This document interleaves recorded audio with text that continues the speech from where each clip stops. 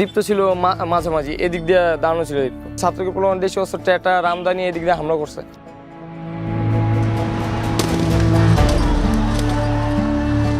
এটা ঝালাই দেওয়া, এদিক দিয়ে একবার এইটুকু পুরো ভাঙ্গা পড়ে গেছে।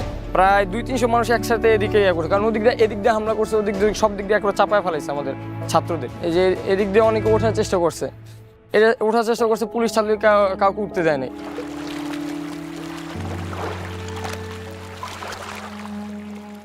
18 জুলাই সকাল 9:30 বাসার থেকে মানে কলেজে গেছিল। ও এখানেই থাকতো, কলেজ তো ওইখানে, কলেজ করেই মানে সন্ধ্যার সময় মানে এখানে ঘুরতো। ওই যে জায়গাটায় মারা গেছে এখানেই বেশি থাকতো।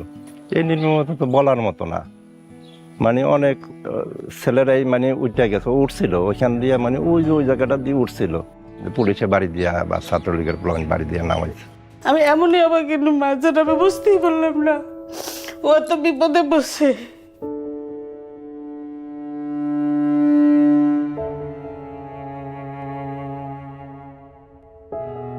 ও বাঁচা বাঁচা গায়ে চিৎকার দেয়, হাতটা দিয়ে লড়াচড়া দেয়, কিন্তু কেউ ওরে সাহায্য করলো না। এই তো সবই ভুলে গিয়ে এখন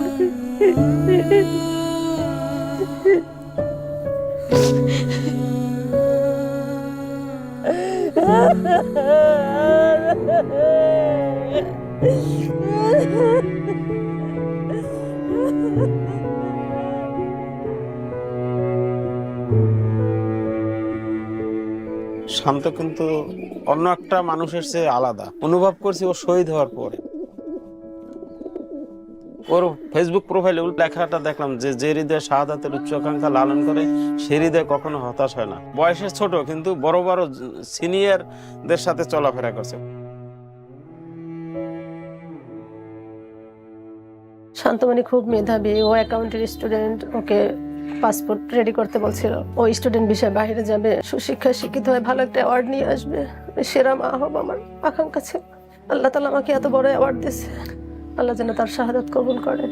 একটু হাত কাটলে রক্ত বের হইলে সে লাফাই লাফাই কান্না করতো, যতক্ষণ রক্ত বেরোতো ততক্ষণ সে কান্না করতো। আমার সেই ছেলে কি রক্তাক্ত হয়ে গেলে। আমার খুব আদরের সন্তান ছিল শান্তমণি। সব আত্মীয়স্বজন বলতে ছেলেকে আর কয়দিন পর বিয়ে করবে, এখনো শান্তমণি বলে ডাকে। আমি কাকে শান্তমণি ডাকবো এখন?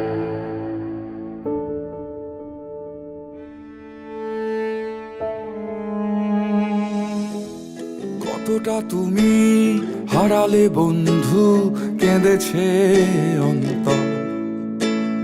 জানো না তুমি হারাবার ব্যথা, জানে পলাশির প্রান্ত। হারিয়ে গেছে যেখানে মায়ের সোনার নলুকখানি, গোলা ভরা ক্ষেতের ফসল, সাজানো ফুলদানি। এ হারানোর বেদনা তুমি রেখো অন্তরে, দেখবে তোমার দুঃখ লুকাবে পলাশির প্রান্তরে।